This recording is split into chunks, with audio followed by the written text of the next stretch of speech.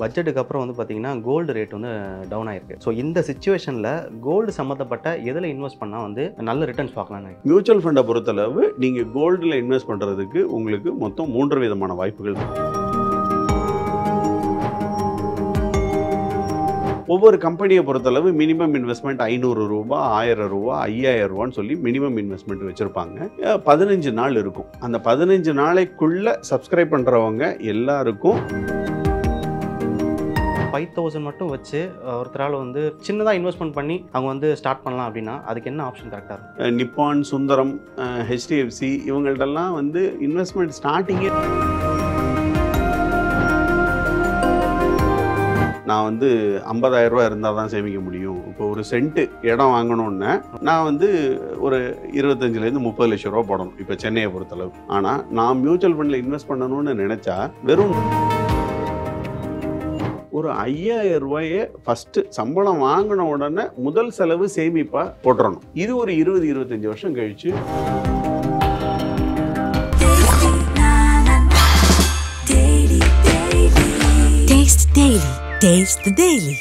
Reflect நேயர்களுக்கு வணக்கம். இன்னைக்கு நம்ம கூட mutual fund distributor and certified financial planar mister Subramaniam sir தான் நம்ம கூட இணைஞ்சிருக்காரு. வணக்கம் சார். வணக்கம். பட்ஜெட்டுக்கு அப்புறம் வந்து பார்த்தீங்கன்னா கோல்டு ரேட் வந்து டவுன் ஆயிருக்கு. அதில் இம்போர்ட் டியூட்டி வந்து கம்மி பண்ணனால கோல்டு ரேட்டு டவுன் ஆயிருக்கு. ஸோ இந்த சிச்சுவேஷனில் கோல்டு சம்மந்தப்பட்ட எதில் இன்வெஸ்ட் பண்ணால் வந்து நல்ல ரிட்டர்ன்ஸ் பார்க்கலாம்னு டைரெக்டாக கோல்டில் நம்ம நகைக்கடையில் போய் வாங்குறவங்க சில பேர் இருக்காங்க. அது 11 மாதம் சீட்டு போட்டோ நகையோ போய் வாங்குறாங்க. அவங்கள விட்டுருவோம். மியூச்சுவல் ஃபண்டை பொறுத்தளவு நீங்கள் கோல்டில் இன்வெஸ்ட் பண்ணுறதுக்கு உங்களுக்கு மொத்தம் 3 விதமான வாய்ப்புகள் இருக்குது. ஒன்று, கவர்மெண்ட் இஷ்யூ பண்ணக்கூடிய சாவரின் கோல்டு பாண்ட்ஸு. அது இந்த வருஷம் இன்னும் இஷ்யூ பண்ணலை. அது அடுத்த அறிவிப்பு எப்போ வருதோ அதில் டைரெக்டாக இன்வெஸ்ட் பண்ணணும்னு நினச்சா பண்ணலாம். அது வந்து 8 வருஷம் லாக்இன் உள்ள ப்ராடக்ட்டு. வருஷத்துக்கு 2% அவங்க இன்ட்ரெஸ்ட் தருவாங்க.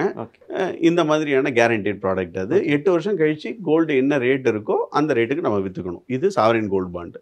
அடுத்தது, மியூச்சுவல் ஃபண்டுலேயே கோல்டு ETF ஃபண்ட்ஸ் அப்படின்னு இருக்குது. அதாவது டைரெக்டாக நான் போய் தங்கத்தை நான் 1 கிராம், 1/2 கிராம், 1/4 கிராம்னு வாங்குற மாதிரி எனக்கு கிடச்சிருக்கிற பணத்தில் 500, 1000 சொல்லி நான் டைரெக்டாக கோல்டு ஃபண்டில் நான் என்ன பண்ணிக்கலாம், இன்வெஸ்ட் பண்ணிக்கலாம். ஸோ கோல்டு ETFல நான் இன்வெஸ்ட் பண்ணிக்கலாம். இன்னொன்று, கோல்டு ஃபண்டு அப்படின்னு இருக்குது. அந்த கோல்டு ஃபண்டில் டைரெக்டாக கோல்டு இல்லாமல் கோல்டு மைனிங் கம்பெனிஸு, அதோட அலைடு இண்டஸ்ட்ரீஸ், கோல்டு பாண்டு இதுலேயுமே அவங்க சேர்த்து இன்வெஸ்ட் பண்ணுவாங்க அந்த கோல்டு ஃபண்டில். இது வெறும் கோல்டில் மட்டுமே நான் எக்ஸ்போஷர் எடுத்துகிட்டு இருக்கேன் அப்படின்னு சொல்லி சொன்னால் மல்டி அசட் ஃபண்ட் அப்படின்னு ஒரு கேட்டகரி இருக்குது. இந்த மல்டி அசட் ஃபண்டில் நம்ம போனோம் அப்படின்னா 25% வரைக்கும் கோல்டில் இவங்க கொடுக்கக்கூடிய பணத்தை இன்வெஸ்டும் பண்ணிக்கிறாங்க. Okay sir. ஸோ அந்த மாதிரி உள்ள ஃபண்டுலையும் நம்ம இன்வெஸ்ட் பண்ணிக்கலாம். சார், இப்போ இந்த NFO பெனிஃபிட்ஸ்னு சொல்கிறாங்க, அதை பற்றி கொஞ்சம் சொல்ல முடியுங்களா? NFO அப்படின்னு சொன்னால் நியூ ஃபண்ட் ஆஃபர் அப்படின்றது பேர். இந்த நியூ ஃபண்ட் ஆஃபருங்கிறது பழைய தீமாவும் இருக்கலாம், இல்லை புது தீமாவும் இருக்கலாம். அந்த புது கம்பெனிக்கு அந்த ஃபண்டு புதுசாகவும் இருக்கலாம். இப்போ உதாரணத்துக்கு இப்போ பஜாஜ் ஃபின்சர்வ் எடுத்துக்கிட்டோம்னா இப்போ ரீசெண்டாக வந்த கம்பெனி 2-3 வருஷம் தான் ஆகுது அவங்க லைசன்ஸ் வந்து. இவங்கள்ட்ட லார்ஜ் கேப் அப்படிங்கிற ஒரு கேட்டகரி இல்லை. ஓகே. அப்போ அந்த கேட்டகரியை அவங்க பேஸ்கெட்டில் ஆட் பண்ணுறதுக்கு அவங்க NFO அப்படின்னு சொல்லிட்டு வர்றாங்க. ஓகே. இப்போ அடுத்த வாரம் இஷ்யூ ஆகுது. பேசிக்கலாக NFO பார்த்திங்கன்னா 15 நாட்கள் இருக்கும். ஒவ்வொரு கம்பெனியை பொறுத்தளவு மினிமம் இன்வெஸ்ட்மெண்ட் 500 ரூபா, 1000 ரூபா, 5000 ரூபான்னு சொல்லி மினிமம் இன்வெஸ்ட்மெண்ட் வச்சுருப்பாங்க. 15 நாள் இருக்கும். அந்த 15 நாளைக்குள்ளே சப்ஸ்கிரைப் பண்ணுறவங்க எல்லாருக்கும் 10 ரூபா NAVயில் ஆரம்பமாகி விற்க ஆரம்பிக்கும். இந்த 10 ரூபா NAVயிலேருந்து வளர்ச்சிகள் வந்து அன்றையிலேருந்து அடுத்த ஒரு 3 வருஷம் 5 வருஷத்தில் எவ்வளோ போகுது அப்படிங்கிறத வச்சு இருக்குது. இப்போ பஜாஜோடது இப்போ அடுத்த வாரம் தான் வருது லார்ஜ் கேப் ஃபண்டு. அவங்க ஒரு புது தீமில் கொண்டு வர்றாங்க அந்த லார்ஜ் கேப்பை. அந்த தீமில் எனக்கு பிடிச்சிருக்கு, பஜாஜ் கம்பெனி எனக்கு பிடிச்சிருக்கு அப்படின்னு நம்ம இன்வெஸ்ட் பண்ணிக்கலாம். இல்லை வேண்டாம், ஏற்கனவே HDFCயில் டாப் 100ங்கிற பேர்லேயே இதே லார்ஜ் கேப் தான் இருக்குது, இல்லை ICICIயில் ப்ளூ சிப்புங்கிற பேரில் இருக்குது, எனக்கு அது பிடிச்சிருக்கு அப்படின்னு சொன்னால் அதுலேயும் நீங்கள் இன்வெஸ்ட் பண்ணிக்கலாம். பேசிக்கலாக NFOங்கிறது இப்போ நான் சொன்ன மாதிரி 15 நாள் இருக்கும். 10 ரூபா NAVயில் ஓப்பனாக இருக்கும். முன்னாடி NFO க்ளோஸ்ட் எண்டட் NFOன்னு இருக்கும். அப்படின்னு முன்னாடி இருந்தது. அப்படின்னு என்னென்னா அந்த NFOவில் அந்த NFO பீரியடில் மட்டும்தான் நம்ம இன்வெஸ்ட் பண்ண முடியும். அதுக்கு லாக்இன் இருக்குது. 3 வருஷம் 5 வருஷத்துக்கு அந்த ஃபண்டை என்ன பண்ண முடியாது, நம்மளால் விற்றுட்டு வெளியே வர முடியாது. சமீபத்தில் செபி என்ன பண்ணிட்டாங்க, அதெல்லாம் லாக்இன் வந்து எதுவும் கூடாது அப்படின்னு சொல்லிட்டு எப்போ வேணாலும் உள்ளே வரலாம், எப்போ வேணாலும் வெளியே போகலான்னு சொல்லிட்டு அந்த இதை தளர்வு பண்ணிட்டாங்க. அதனால் என்எஃப்ஓஸை பொறுத்தளவு நீங்கள் 10 ரூபா எண்ணெய் விலை வாங்கிக்கலாம், எப்போ வேணாலும் உள்ளே வரலாம், எப்போ வேணாலும் வெளியே போகலாம். எக்ஸிட் லோடுங்கிறது இருக்கும் இந்த முதல் வருடத்துக்குள்ளே நம்ம வெளியே போனோம்னு. ஒரு 25,000 சேலரி வாங்குற ஒரு பர்சன் வந்து பார்த்தீங்கன்னா டே டு டே லைஃப்பில் வந்து அவருக்கு நிறைய செலவு இருக்கும். மந்த்லி வந்து பார்த்தீங்கன்னா ஒரு 25,000ல் ஒரு 10,000 வந்து பார்த்தீங்கன்னா ஹோம் லோன் அந்த மாதிரி பே பண்ணுற மாதிரி இருக்கும். ஒரு 5,000 வந்து மொபைல் லோன், வெஹிக்கிள் லோன் வந்து பே பண்ணுவார். ஒரு 5,000 வந்து பார்த்தீங்கன்னா பெட்ரோல் அந்த மாதிரி கன்வீன்ஸ் போயிடும். ஓகே, இவர் கையில் வந்து பார்த்தீங்கன்னா ஒரு 5,000 தான் இருக்குது. இதை 5,000 மட்டும் வச்சு ஒருத்தரால் வந்து நிஃப்டி 50லையோ நிஃப்டி பீஸ் கொஞ்சம் லோவர் இன்வெஸ்ட்மெண்ட் அப்படி சின்னதாக இன்வெஸ்ட்மெண்ட் பண்ணி அவங்க வந்து ஸ்டார்ட் பண்ணலாம் அப்படின்னா அதுக்கு என்ன ஆப்ஷன் கரெக்டாக இருக்கும்? இல்லை, நீங்கள் சொன்ன மாதிரி நிஃப்டி பீஸில் அவங்களுக்கு டைரெக்டாக இன்வெஸ்ட் பண்ண தெரியுதுன்னா டைரெக்டாக பண்ணிக்கலாம், ஓகே, இல்லை ஒரு டிஸ்ட்ரிபியூட்டர் மூலமாக பண்ணிக்கலாம். என்ன அது இல்லாமல் அவங்க அட்வைஸ் நோக்கி ஒரு கோல் நோக்கி வரணும் அப்படின்னு சொல்லி நினச்சாங்கன்னா ஒரு மியூச்சுவல் ஃபண்ட் டிஸ்ட்ரிபியூட்டர் அவங்க ஏரியா பக்கத்தில் யார் இருக்காங்களோ அவங்கள தொடர்பு கொண்டு கேட்டாங்கன்னாலே அவங்களே வந்து ஹெல்ப் பண்ணுவாங்க. ஓகே, இன்வெஸ்ட்மெண்ட் வந்து ஸ்டார்டிங் ஒரு சில கம்பெனியில் நிப்பான், சுந்தரம், ஹெச்டிஎஃப்சி இவங்கள்ட்டெல்லாம் வந்து இன்வெஸ்ட்மெண்ட் ஸ்டார்டிங்கே 100 ரூபா தான்.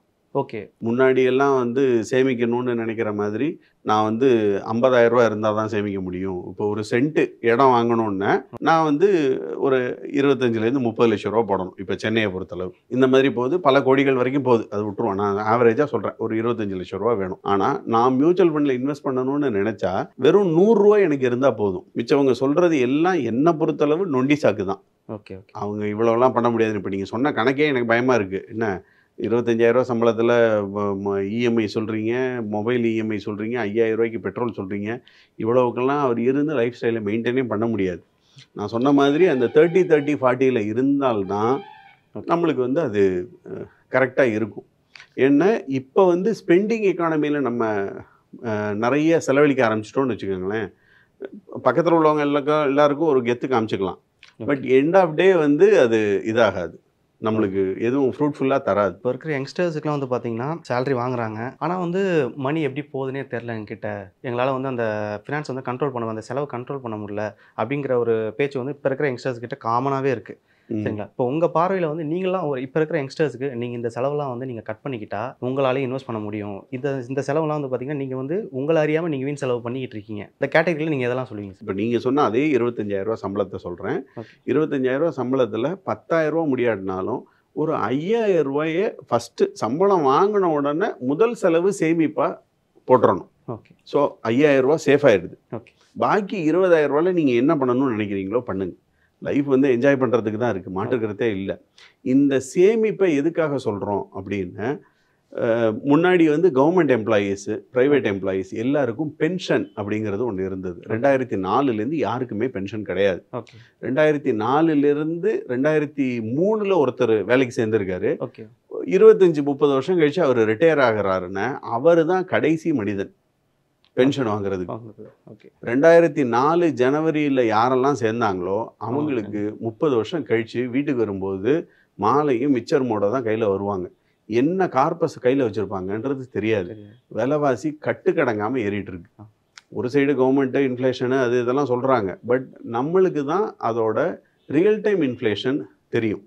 இப்போ தக்காளி போன வாரம் 1 கிலோ 100 ரூபா, 1.5 கிலோ 100 ரூபா. ஒரு டிவியில் நான் பேட்டியே பார்த்தேன். நான் எங்களை மாதிரி பேச்சுலர் பசங்க வந்து நாங்கள் சமைக்கிறதுக்கு தக்காளியை வச்சு தான் ஓட்டுறோம், நாங்கள் எப்படி சமைப்போம்னு சொல்லி கேட்டாங்க. ஸோ 100 ரூபா தக்காளின்னு போகிற லெவலுக்கு விலைவாசி ஏறிட்டே தான் இருக்குது. இது நீங்கள் யாரும் குத்தம் சொல்லவே முடியாது. புரியுது. ஸோ செலவுகளை நீங்கள் இது பண்ணு அது பண்ணாதான்னு சொல்ல மாட்டேன். ஏன்னா ஒவ்வொருத்தவங்களோட கண்ணோட்டங்கள் ஒவ்வொரு விதமாக இருக்கும். ஒருத்தருக்கு ஒவ்வொரு விதமான என்டர்டெயின்மெண்ட்டும் இருக்கும். ஏன்னா காலையிலேருந்து சாயந்தரம் வரைக்கும் வேலை பார்க்குறாங்க, எப்படி வேணாலும் செலவு பண்ணுவாங்க.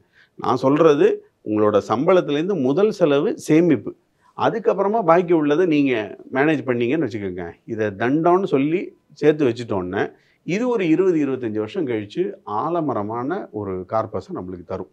இப்போ இந்த இது சொன்னேன் இல்லையா, இந்த ரிட்டையர்மெண்ட்டு பென்ஷன் ஃபண்டு சொன்னேன் இல்லையா, 2004க்கு அப்புறமா ஜாயின் பண்ணவங்களுக்கு கான்ட்ரிபியூட்டரி பென்ஷன் தான். ஓகே, அந்த மாதிரி ப்ரைவேட் எம்ப்ளாயீஸுக்கு ஒன்றும் கிடையாது.